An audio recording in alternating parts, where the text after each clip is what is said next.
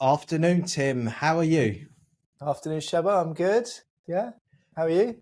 I'm very well. I'm going to dive straight into this week because we had a really nice conversation around personal experience with my daughter and receiving gifts in the last episode. So we touched on a few sort of extensions of that, and one of them was inheritance, which crops up a fair amount in the work that we do, clients inheriting money, and in your world as well. You on your workshops, I know the one that I've attended in the past, there was someone who had a bit of a situation around money and inheritance and how that was panning out for her and the difficulties. So I think it's probably just a natural extension of that conversation last week, and it's a really good one to maybe get into the weeds of what happens when people inherit money.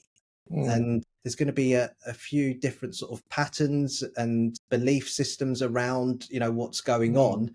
And I think it would be quite a useful one for those that are listening, and especially for me as well, because I'm going to be bumping into these situations as well when clients inherit money. Yeah, interesting. So yeah, we were talking about receiving, weren't we, last week? And in this case, someone receiving a very generous gift that maybe the number was so big that they made them feel uncomfortable, whatever the number means for them. Yeah, and I think I mentioned inheritance last time. So maybe interesting just to say in general, with money movement or money flow or the work I do, we're often interested in these basic movements or patterns. Sometimes call them archetypal movements. So this week and last week, we're talking about receiving. Money comes to me, and receiving's different from asking. We're gonna have a session or talk about asking for money, like asking for more money from my boss or asking for money. I've worked with people, for example, who don't invoice. They work, but they don't like to invoice. It's like, well, that's asking for money. But I think the gesture of receiving is primarily about something comes to me, someone offers, and I didn't particularly ask for it, right? But inheritance, for the most part, is a really good example of how sometimes in a more predictable way and sometimes in a completely unpredictable way, money might come to us. More predictable because if I have an elderly relative, my mum is 87. She was 87 yesterday. Oh, happy birthday. And probably at some point in next 5, 10, 15 years, but at some point she'll probably die. And if she has some assets, me and my 2 brothers will inherit some of that. So that's more predictable. But other times it's worth thinking that sometimes partners just die when they're young or when they're not expected. And that can bring up very different. But all of those at some point, if there are some assets, money, let's say, will come to me or to someone. The point is whether I ask for it or not. And also whether it's tied up, in this case, often with a real sad loss. So we saw last week that with your daughter, it was a happy thing. It was her birthday and everyone was there and she wants a car and she's becoming an adult. And even then, money coming towards her in the form of a gift brings stuff up. So with inheritance, I wouldn't say it's more so, because as you and I are discussing, money and money numbers and giving and receiving brings stuff up, right? It's not like it necessarily brings more up with inheritance, but it's worth noticing that, one of the things we're talking about all the time is money and numbers around money get tangled unconsciously with different feelings and emotions. And when we lose someone, when someone dies, there's a lot of emotional stuff going on around that. So is that making inheritance a bit more loaded than potentially other situations because of the fact that there's going to more than likely be a grieving process? And I'm even sure that even in the grieving process, there could be I really loved that person, but on the flip side, there could be a grieving process where maybe you didn't actually like the person and had a bad relationship. So I guess even that brings another dynamic to the inheritance situation where, can you imagine, Yeah. You receive money from someone you didn't hate. like. Yeah. Have you got experiences of that? I don't think I can't think of any that clear cut, or it can be very ambivalent. You're sorry for the loss and glad for the money, and then you feel conflicted. So in answer to your question, I don't think, in my experience, inheriting money is necessarily more emotional than other money things. Yeah. I've seen people get more emotional about asking for money than receiving. So I don't think there's any general rule. Even though inheritance often is associated with, a loss and grief, I think money is so strange, or we're so strange with money, that any situation can bring up strong emotion.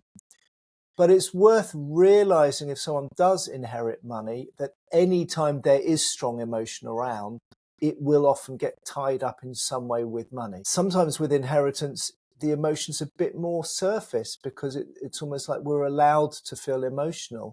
We're allowed to know there's strong emotion if I've lost someone, where in other situations, I might find myself very stirred up with money, and I don't even recognize it, because I'm not meant to feel very strong emotion if I invoice someone, or if I spend money on a really great holiday. Like, why would I feel really emotional about that? So I think sometimes the emotion is hidden. But having said that, I have seen certain patterns of people who've received money around inheritance. I think there's also two things to think. One is sometimes the emotion is associated with the loss, and I've got one or two examples of that.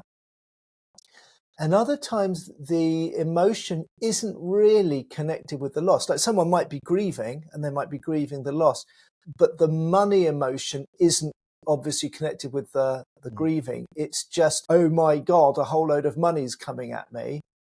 And that brings stuff up. So it may or may not be connected with the loss. So should I just give some examples? Yeah, let's sort of like differentiate these different patterns and some of the common ones, because I'm sure people will resonate, or at least know someone that's faced a particular challenge around this. All right, well, let's just start kind of in random order. So one of the really surprising things when I started running these workshops, one of the things I ask people to do, as you know, is to do a bit of homework before the workshop and write down for themselves, they don't have to share it, but write down a kind of income expenditure summary, so they just get some sense about their own money pattern, and write down about their assets, financial and to some degree material asset. Not like it's not like you go into all the detail and you really need to. I'm just like a general broad brush.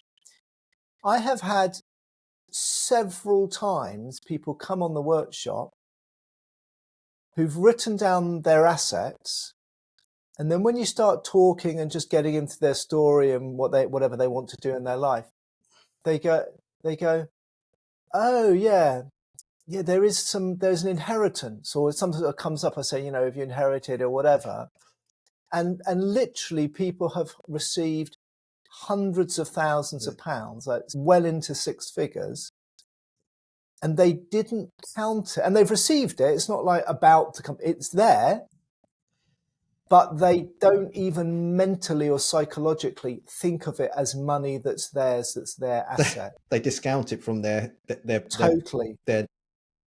It's not there. It's like it's invisible or can't be seen. And the first time this happened, I thought, that's really weird, but it's happened sufficiently for me to think one of the things that sometimes can happen with inheritance is something about what that money means, or our feeling about receiving it, mean we just act as if it's not there. Yeah, it's not ours.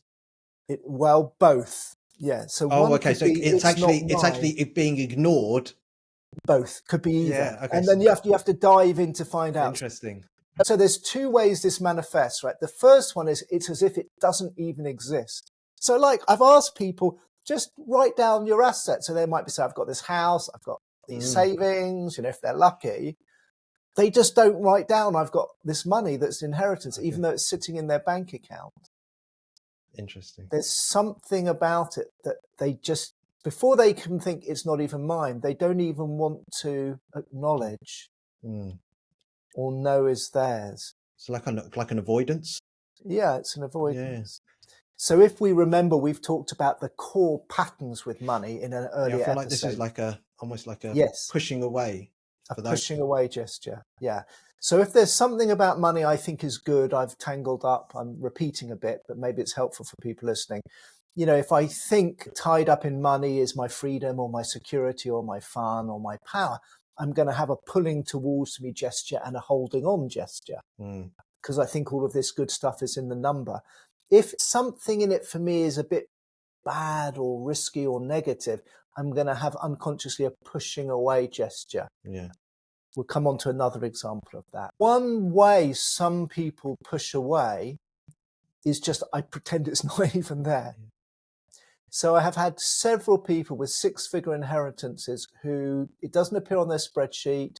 They don't talk about it. They talk about their money story. And it's only when they say things like, oh yeah, what I'd really like to is leave my job. Or I'd like to paint more. Or I'd like to travel. You go, well, is there any money? Do you have any access somehow? And they go, oh yeah, there is this inheritance. And it can be significant. So what's going on there? Yeah. I'm intrigued to know. Well, the answer is I don't know. It will be different for everybody. Yeah. Everyone has a unique thing. But let's look at the gesture Yeah. and some of the things that might be going on. And if anyone's listening to this, whether it's inheritance or money they have or money they have access to, that they kind of act as if it's not there, then be curious. Another example, I'll just name it, we won't dive into it.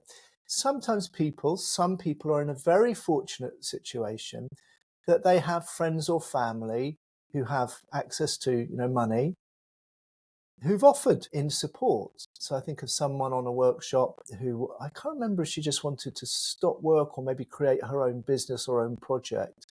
And her story was, I have no money, I can't do it. I have no money, I can't do it. And again, when we got into the story, she had a very wealthy friend who was very, very supportive of the project she wanted to do, who had already said, if you ever need money to start up this project, I will give you the money. Right? Now, most people don't have that, but some people do, family or friends. But in her story, it was as if it wasn't there. So there's something about what happens where there is a resource and I act as if it's not there. And that's something to do with, well, it could be many things. In inheritance, I often think it's to do with deserving or earning. That's what came to my mind, that Yeah. whole idea. It's almost that, if I haven't earned it, yes, it's not actually mine. And this goes back to the being able to receive, and there's a block there of very uncomfortable feeling around receiving money. And maybe this is exactly what's playing out in some instances. Yeah. Again, I'm not saying this is what happens in every situation, because as you know, it requires some care and some nuance and everyone's different. But as a basic gesture, our society is so ingrained in what we call the industrial money story. And there's kind of principles at the heart of that story are, you have to earn a living, which is an interesting phrase. You have to earn your living, your life. You have to deserve, you have to work hard to be compensated or receive money. And it has to be you. It's a very individualistic, effortful view of how you get access to money. Now, of course, there's something good about hard work, and there's something great about working and receiving benefits, both money and, happy feelings and fulfillment. That's all true. But in the world, it's also true that things flow and things move and things come to you, good and bad, that you didn't deserve. It's also when bad things happen, I didn't deserve that. Well, yeah, but shit happens, right? So sometimes people just can't engage that the money's there or coming to them because they really are troubled by I didn't deserve it. I didn't earn it. And then what can happen is that money just sits there because they didn't feel they can deserve it or earn it. They don't use it, but they still got it. It sort of sits there.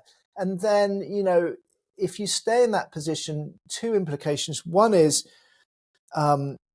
your life stays exactly as it is. You can't use the money in service of your life, which in the end is what we want money for, is to serve life.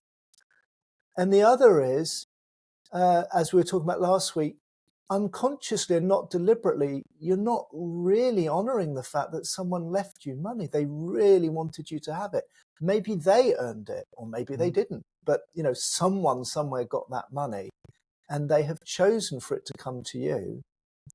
And Yeah, so things to work on in that situation is not to say, oh, I did earn or I do deserve it, but to actually really get the fact that we can work hard and we can also be undeserving. Or maybe you think Mm, someone who gets stuff without earning it is a lazy person or a mm, freeloader or, or lucky. mm. Then to really open up and say, well, actually, I'm lucky or I'm lazy and undeserving. And it's okay, not with a judgment, but this idea that life does work in both directions through hard work and just through random spontaneity. So that's the first one. I'll pause there, see if you've got any thoughts or No, clients of yours that. no, but I was just thinking that but I was just thinking more of this mindset, which is just so ingrained that it's almost like, I'm thinking of myself, it would almost feel like a defeat if you were just given money and then you were sort of undeserving of it because you haven't fulfilled the narrative, which is I made the money, therefore I'm successful, therefore I deserve it, etc. Yeah, That's my own yeah, personal narrative. It would be like, well, what if, if I suddenly became wealthy because of an inheritance? mm, I wonder what, for me, what that dynamic, would that just shatter everything that I've kind of been, building up? Or would I just fall into some sort of depressive state where now suddenly I can't I can't handle this because my narrative was that, I will be successful when I make a lot of right. money as Yeah, opposed to having money. And that kind of breaks down for me this whole idea of associating money with success, because actually it's not the money in the success for me. It's no, about the journey towards earning something, or that process of whatever is taking place in that journey to more money is more than likely what's going to fulfill and nourish me. It's not actually the money at the end, because the fact that I could get the same amount of money through someone just dying and leaving right. it to me, and that would leave me feeling not very successful. No, well, it wouldn't. Yeah, I mean, there's a lot there. So let's just break Yeah, that down briefly, and then I'll give a couple more examples. It's really interesting. By the way, if anyone was listening to this on the audio, when Shabba was saying a minute or two ago about, I've got to earn it and work it, you had your fists like clenched and you were doing this kind of forward clenched gesture, like there's a that lot like of this, energy. like the steam engine Yeah, steamroller or striving or, pumping away. So, factory. Yeah, the factory yeah. pumping the factory with So that's the part of your story, and many would share it in this industrial, like, I need to work and I need to mm, get it. And if things come to me that I didn't earn, well, somehow I'm undermined or I'm a failure. So one thing to notice in that, and again, maybe we do a whole other yeah, conversation about this. If I'm locked into that mentality, and I want to emphasize hard work is good, going for goals is good, making things happen, that's great. But investing my whole identity or my ego or my well-being in the idea that I have to be like that, that isn't good. That's recipe for stress, frustration, and heart attack. Because then I'm only with the hard work, and then I can't allow the fact that things come to me all the time. Air comes to us all the time. That's what we really need. mm, And none of us are earning fresh air or, water, or most of the stuff we truly need for life. We're not earning. It's just coming. Right. So we need to accept both sides. But yeah, many of us are really locked into this idea that I've got to get the money and I've got to work. And then if it comes to me, I feel challenged maybe or undermined. And again, I can't be a gracious receiver. mm, So just a couple of things to say. I found this often, where this shows up often is people with very high net worth. And maybe you see this with clients. People have real generational wealth. Often this becomes a real problem for the children of people with very high net worth. And often it's a problem for people while they're still alive of those people, because they're kind of thinking, well, I've got all of this money. My children never need to work. What's the wise thing to do? And often those children do feel quite lost and mm, quite directionless. That's one thing that can happen. It's like, because I don't need this story about money, I need to earn money, and that structures my life. The important thing again, whether we have lots of money or very little money, or whether inheriting or not, is to separate out the number that may be sitting in a bank account or come to me from who am I and what's really important for me to do or create or achieve in my life. Now, again, some of us, it's harder to separate because we think, well, I need to do this job because I need money to put the food on the table. But I can still think what's really important and what are my goals, and they might be work goals or other goals. And I can still experience that human pleasure of thinking, this is meaningful and I'm going to go for it as best I can in my circumstances. And similarly, even if I have all the money in the world, I still get the difficult human decision of who the hell am I and what's really important. So that question about who am I, setting direction, intentionality, what am I here to serve or create or bring to the world in whatever way, that question, which is a tricky question for most humans, doesn't need to be to do with money. But because we're so bought in this idea that I have to work to get the money to earn my life and my work defines me and who I am, it all gets mushed together.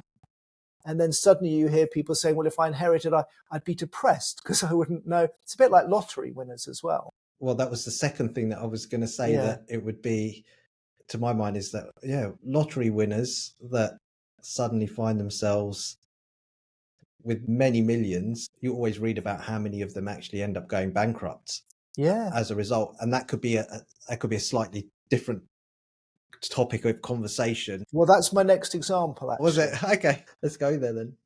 Okay, yeah. Someone else I worked with had inherited a very significant amount of money, 7 digits.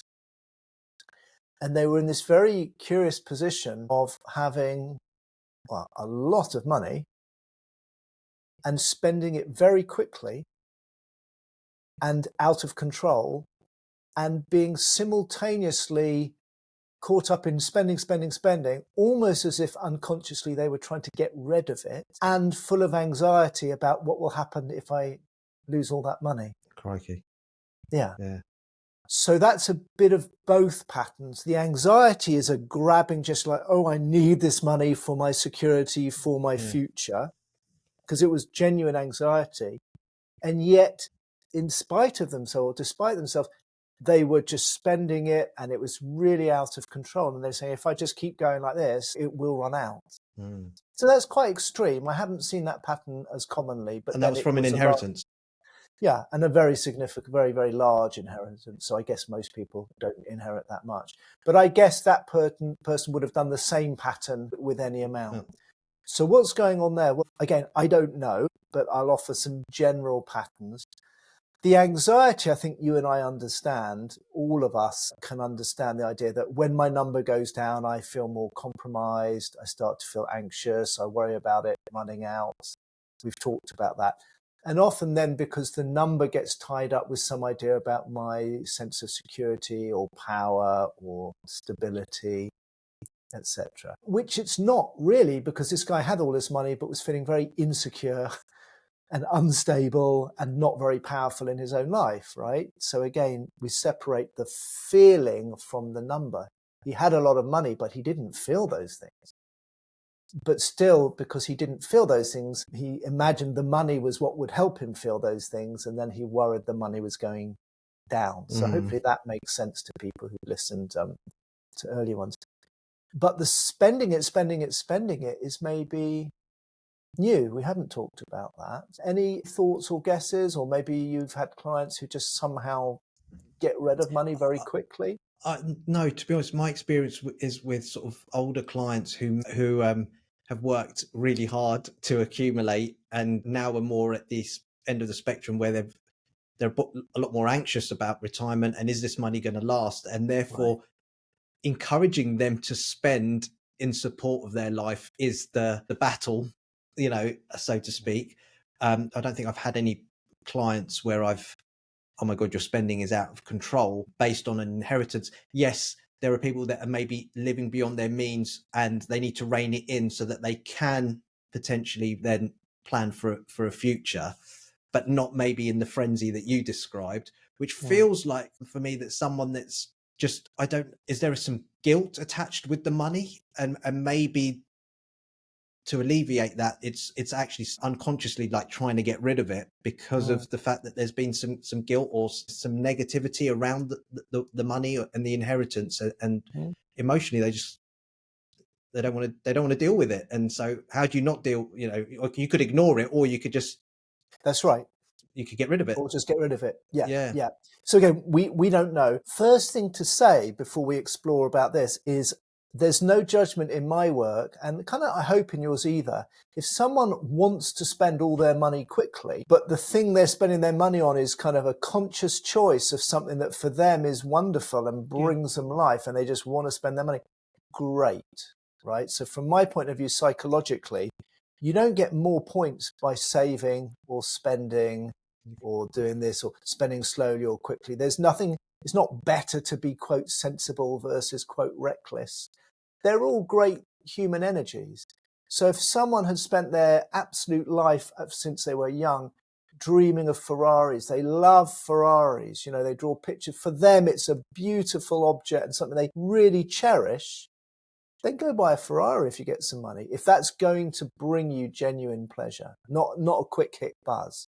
So for me, I'm always interested in how do I use money in service of really what gives me a sense of a full and rich life. And for some people, that's spending. Just going back to the sort of the Ferrari example, just because there was something inside of me that was just like, hold on, Tim, let's get this in check. I get what you're saying. And so you're saying coming at it from a very conscious and intentional place of, I want this is important to me to have for whatever reason.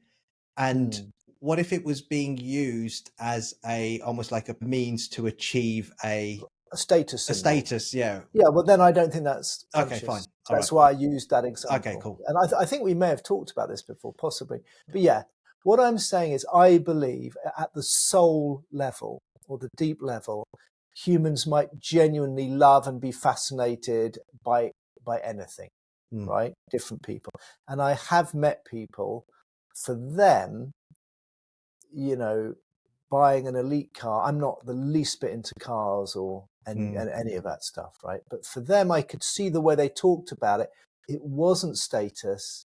For them, it was just an absolute beautiful thing that they loved. So that's the difference. Anyway, the point is, there's not a judgment of someone spending money they inherit.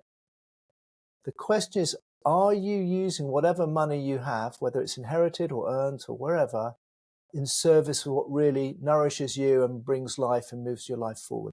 But in this case, with this person, they were spending money out of control. They weren't really sure what they were spending it on. And to them, they were saying, it's not really nourishing me, because that's the first question I'd ask. Is it happy money? Are you having a great time? Is this really good? Because if it is, super duper.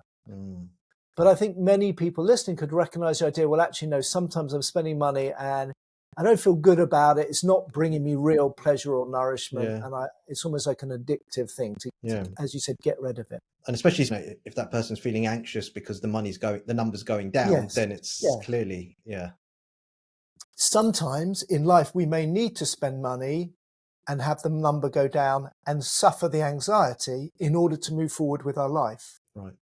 Right? If I've been caught up in a lot of money as my security, I might feel very anxious about spending money, even when I need to retrain or do something really wonderful for my family. So the anxiety itself is not something we should avoid. Sometimes to move into a new pattern consciously with money, I need to be a little anxious, but then I can work with it. It's like, well, what am I worried about? In this case, I think it's as you say. I don't know if it was about the inheritance itself or just a projection onto money, but there was something unconsciously negative about the money. So this person had a positive projection entanglement with money. I need it for security, for freedom. So when it goes down, I'm scared. But there's also something negative, which means I have to unconsciously get rid of it on stuff because I don't want to hold on to it. And as you said, sometimes the way I unconsciously get rid of it is I pretend it's not there, but it's still there.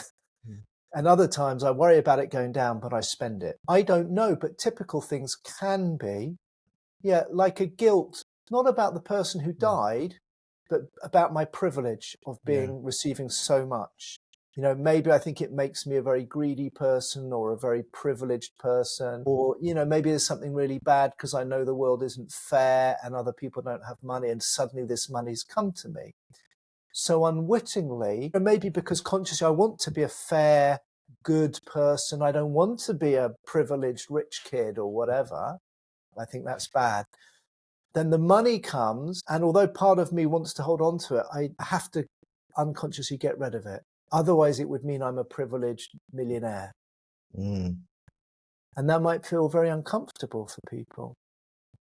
So I think that was some of what was going on. There may be many reasons people would spend compulsively. But yeah, if people are listening to this again, consider if a large sum came to you, what would that mean to you or possibly about you as a judgment that you don't like? So I'm greedy, I'm entitled, I'm privileged, I don't care about other people, etc., etc. If I'm not careful, if I'm driven by that sort of stuff, I will get rid of it. I might give it away, all sorts of things. But it's like I'm uncomfortable to be with a large number, to hang out with a large number. Yeah, that makes sense. And you can imagine a fairly common pattern, because I mean, even when you were just talking about that sense of fairness and justice and equality, that sort of triggered something for me, which was like, oh yeah, like, how do you hold money in a world where there are people struggling to such a degree? I was having this conversation with my wife, you know, the luxuries that we're afforded and the privilege that we have, it almost does seem unfair.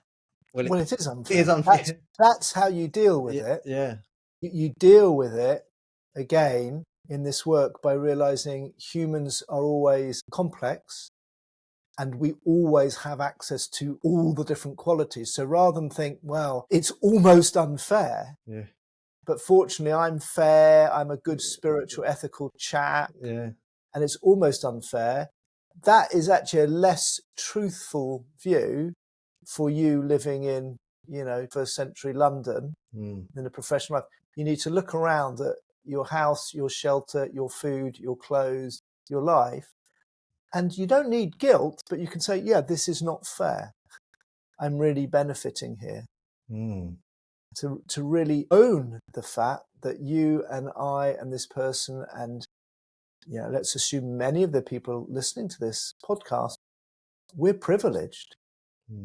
Our country's not at war. Most of us have shelter. We can heat our homes. You know, even if it's tight, even if it's difficult, that's still more luxury than most of the human population have ever had, and possibly will ever have in the future, because we're damaging the planet. So rather than feel guilty or tie it up with something, much better to say, well, wow, I am privileged. I am lucky. I am unfair. It's okay, because this is how I was born. This is where I am. And then the side of us that wants to be fair and serve other people and rebalance, we can use that consciously and maybe use our time and money, if it comes to us, to try to make the world better.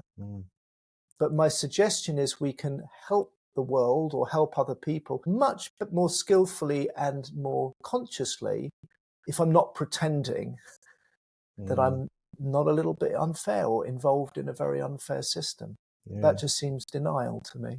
What do you think? Yeah, that's immensely powerful for me. I probably do battle with this sense of justice and inequality, which is, you know, very much at the forefront of the debate going on at the moment, especially with cost of living going up and all of this. So you've got the sort of the inequality within your immediate vicinity, but then you've got it globally as well, and you can 100%. look at both, and both have trigger points in terms of the way that I look at things.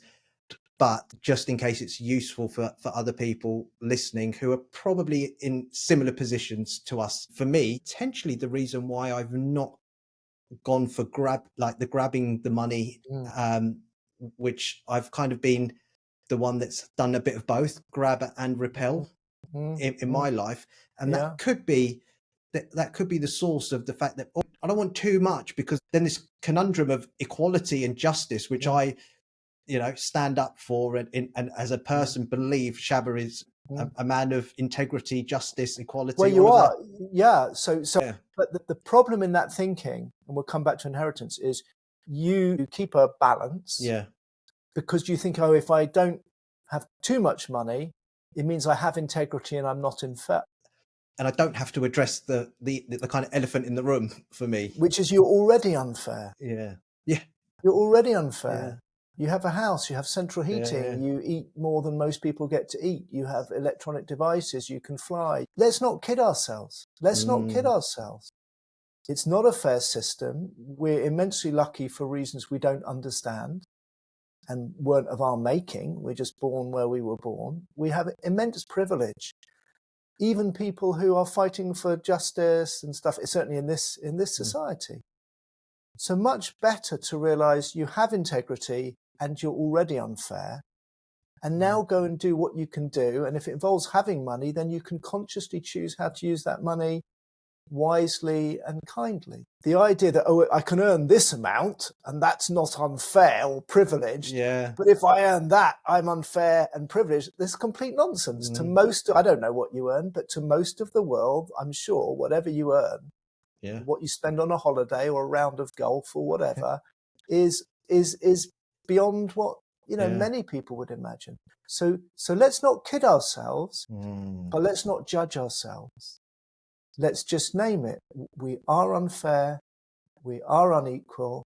We're also people of integrity trying to grapple with these very difficult issues. And then let's use whatever resource we have and maybe can access more in service of what we really care about. That's beautiful. But you could be the most wonderful, kind philanthropist in the world. You'd still be privileged and unfair, and that's okay. That's just part of the situation. Yeah. Well, we always end up getting into something which is very, very deep and almost like a revelation, which is why I love these conversations, because we're talking about inheritance, and somehow we can certainly for me, I hope people listening can relate and apply this in their lives. So just to sort of hone back in on the conversation and maybe tie a bow in it. I have one more example. If we spend just a couple of minutes on one more, because I think it ties it up, and then we can think what someone can do with this information, even if they're not inheriting. Because really we're talking about receiving, and we've talked about feelings of guilt and not deserving. And I think many of us can relate to that, even if we're not talking about inheritance. The final pattern was actually, for me, the most touching. It was a woman I only worked with very briefly in an open workshop, and she was relatively young, and her fiancé had died. So more unexpected, younger, and she'd been left, I guess, I don't know the details, but I guess all of his estate. So she received quite a lot of money, but obviously her life had been completely transformed. It's different if it's a parent or an older person dying. And what she was feeling, as well as grieving around the money, she was feeling absolutely paralyzed. It wasn't that she didn't acknowledge it was there. She knew it was there, and it wasn't that she hadn't earned it, and she certainly wasn't spending it. It was there, but it was just utterly paralyzing to know what to do. And when we dipped into it, it was really, very kind of sweet and incredibly touching. For her, it was something about honoring him. She'd had such a loss, and she had to process that in her way. And that's obviously going to take time, maybe the rest of her life in some way. And the money is what he'd left her with, as well as memories and all sorts of other experiences. And therefore it was a bit of a weight. It was almost like, I have to use this really well to honor him, to honor my love for him and his love for me. And that's beautiful, but it had become heavy and weighty, because then if I don't spend it wisely, whatever that means, somehow that's a dishonoring or not appropriate. Yeah. I mean, so what we had to do, I could just feel the weight, Yeah. What would you do? God, do I go and buy a car? Or that just seems, is that appropriate? Exactly. It becomes heavy, in a very beautiful and well-meaning way, but the number becomes heavy. And what we had to do for her, again, is to separate them. to realize that she already absolutely honored, she was grieving, but she honored this man, and that she could honor him, honor their relationship, acknowledge that every aspect of her life. Again, it's not just about the money. In that situation, a big sum comes, and it can feel like, oh my God, this somehow represents the relationship. Yeah. And so what we had to get her to see is she was honoring that relationship with and without money. Yeah. And by receiving it and using it in time, in whatever way she wanted, whether it was something frivolous or fun or serious, or just by saying, well, I wouldn't have wanted it this way. It's incredibly painful, but thank you for this resource. I will now use this resource in all sorts of ways. That's honoring. It's not that he's on her shoulder judging the money. Yeah. And another step is that, of course, isn't what he would want. He would want her to be free with the money, whatever that meant for her. So the best way to honor is not to make it heavy, but to try and become free. And then to realize that the honoring is not just in the money. That might be important, but everything else she does to remember him, to celebrate everything else she had from that relationship is part of the honoring. So again, when there's strong emotion, we can collapse it all onto it's all about the money and I have to deal with the money, and we can become heavy with the money and miss everything else. And that was really kind of beautiful. It was quite a short conversation we had, but I really hope it was helpful for her. Yeah. So that was the thing. It's a quite beautiful story, actually, in a way.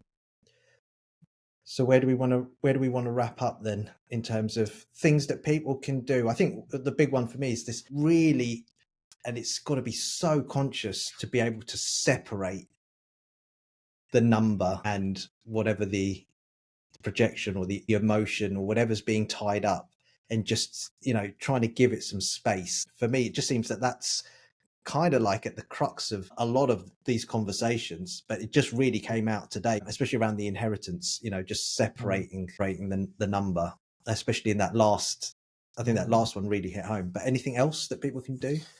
I would say for anyone listening, what they can take away is this. Obviously, if you are inheriting or in that process, you can really apply it there. But in general, think about yourself as a gracious receiver. Notice either now or in the past where money has come to you. And it might be very, very small. It might be someone offering to buy you a drink in the pub. Or you go for a meal with a friend and you say, let's split it. And they go, no, my treat. It could be just that.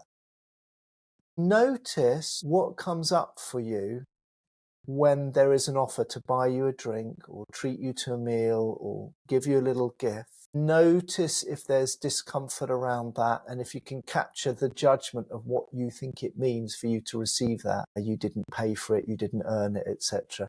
And just see if you can create some of that space. And as we've explored today, the trick is to realize it is true. So if you think, oh, it would mean I'm greedy, rather than go, oh no, it doesn't mean I'm greedy, you go, yep, I'm greedy and it's okay. And then maybe you could enjoy being greedy. And maybe that's very lovely for your friends. So it's also very generous to be greedy. You get into the paradox. But that's what I would say. Notice when you're in the role of receiving, and be curious if there's little edges, little resistances, and if you can capture a word, a judgment that you hold around that role of being the receiver. Beautiful. As always, Tim, great speaking to you. You too, Shabbar. Thanks, care. Mate. See you next week. Take care.